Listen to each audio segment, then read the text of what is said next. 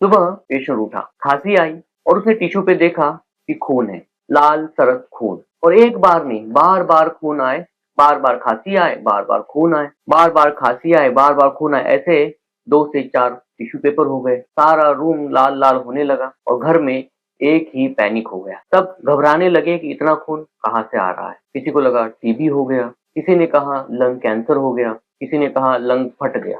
हो क्या रहा है और इसको ठीक कैसे करेंगे, इस चिंता में पूरा घर इधर उधर दौड़ने लगा।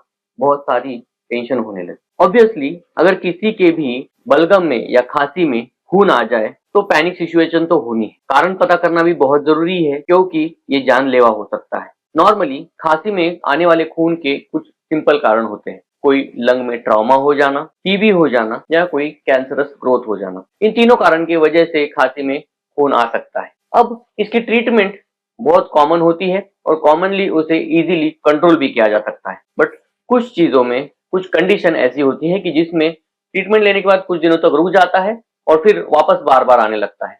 वापस बार बार आता है, कुछ दिन इंजेक्शन लगाओ, दवाई लो, खांसी की सिरप लो, खत्म हो जाता है, फिर बार बार आता है। क्या आपके आसपास में भी कोई ऐसा मरीज है जिसको खांसी में खून आता है? ये वीडियो आपके लिए है, इसको एंड तक जरूर देखें। और इसे कंप्लीटली कैसे ठीक करना है, ये बीमारी ठीक कैसे हो जाएगी और फिर वापस बलगम में या खांसी में खून नहीं आएगा, इसकी भी ट्रीटमेंट मैं इस वीडियो में बताऊंगा। मैं हूं डॉक्टर श्रीपाद और मैं एक इंटरवेंशनल कार्डियोलॉजिस्ट हूं। तो चलो शुरू करते हैं कि खांसी में आने वाले खून की ट्रीटमेंट कैसे की जाएगी। बलगम में खून आने के 3 मेन कारण हमने देखे। सबसे इंपॉर्टेंट है ट्यूबरकुलोसिस, जो कि नया भी हो सकता है, पुराना भी हो सकता है। और सबसे खतरनाक होता है अगर आपको पुराना टीबी हो गया है तो उसके बाद लगभग 10-15 साल बाद भी आपके बलगम में खून लाना प्रॉब्लम हो सकता है टीबी की वजह से। दूसरा होता है कि किसी इंजरी की वजह से आपकी लंग की नस फटी है जिसकी वजह से खून आ रहा है। और तीसरा कि कोई कैंसर ग्रो कर रहा है। मगर इंडिया में सबसे कॉमन है टीबी, और जो भी पुराना टीबी, अगर जिसको किसी पुराना टीबी हुआ था और उसके बाद लगभग 5-6 साल या 10 साल बाद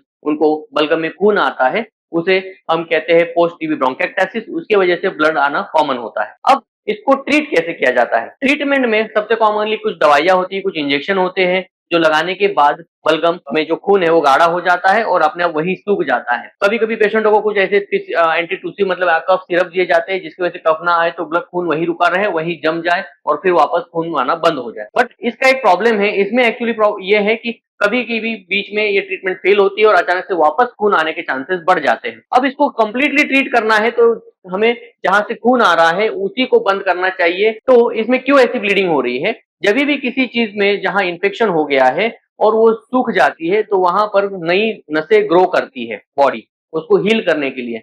मगर ये नसें उतनी मजबूत नहीं होती है, बहुत ही नाजुक सी नसें होती है जो कभी भी खांसी आने पे फट जाती है और वापस खून आना शुरू होता है। तो ऐसी नसों को डायरेक्टली बंद करेंगे तभी हमेशा के लिए खून बंद होने के चांसेस भी होते हैं। तो आइए इसे जानेंगे कि कैसे इस नस को बंद किया जाता है, तो फिर आपके खांसी में से हमेशा के लिए खून कैसे बंद होगा। तो यहाँ पर हमारे पास एक मरीज आया था जिसको कि बलगम में बहुत बार बार खून आ रहा था और उसका कारण पता नहीं चल रहा था। उन लोगों ने बहुत सारी ट्रीटमेंट भी करी, सीटी स्कैन कराए, बलगम कुछ दवाइयां खाई, कुछ दिन के लिए रुकता था फिर वापस आ जाता था। तो हमने उसकी ब्रोंकियल आर्टरी एंजियोग्राफी कराई। उससे हमें पता चला कि ये नस जो है बहुत ज्यादा बढ़ गई है और उन नसों से खून बार बार आता है। तो आप ये देखेंगे कि इसकी ये नस है जिसमें कि यहाँ से खून आने के चांसेस बहुत हो रहे हैं, यहाँ से खून बार बार बह रहा है। सेम टाइप में उसके लंग में दूसरे साइड में भी एक नस थी, यहाँ से जाके यहाँ पर भी उसको खून आ रहा था। तो इन नसों को हमें बंद करना पड़ता है ताकि इनमें से खून आना बंद। इसको खून आना बंद करने के लिए हमारे पास मल्टीपल ऑप्शंस होते हैं। 2 मेन तरीके हैं, इसमें से एक है कि हम लोग इसके अंदर ऐसी कुछ कॉइल डाल देते हैं जिसकी वजह से मेन नस, अगर मेजर बड़ी नस खून बहा रही है तो मेजर नस को बंद करने के लिए कॉइल डाली जाती है। और अगर छोटी नस है तो उसके अंदर हम सिर्फ कुछ पार्टिकल जैसे कि जेल फोम पार्टिकल डालते हैं जो पार्टिकल छोटी छोटी नसों को बंद कर देते हैं।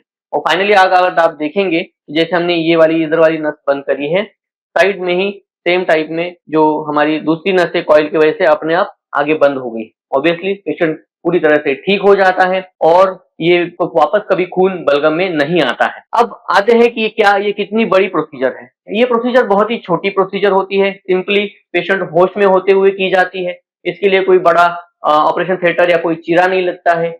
सिर्फ कमर की एक छोटी नस से हम ये कॉइल आपके उस नसों में डालते हैं जहां से खून आ रहा होता है। डे केयर प्रोसीजर होती है, सुबह भर्ती करने के बाद शाम तक डिस्चार्ज हो जाते हैं। इस प्रोसीजर को हम कहते हैं ब्रोंकियल आर्टरी एम्बोलाइजेशन। वो कॉइल एम्बोलाइजेशन हो सकता है या जेल फोम एम्बोलाइजेशन हो सकता है। और ये जिन लोगों को खांसी में खून आता है उनके लिए वरदान हो सकता है। आपके आसपास अगर कोई ऐसा नीडी पेशेंट है तो उसको इस चीज के बारे में जरूर बताएं।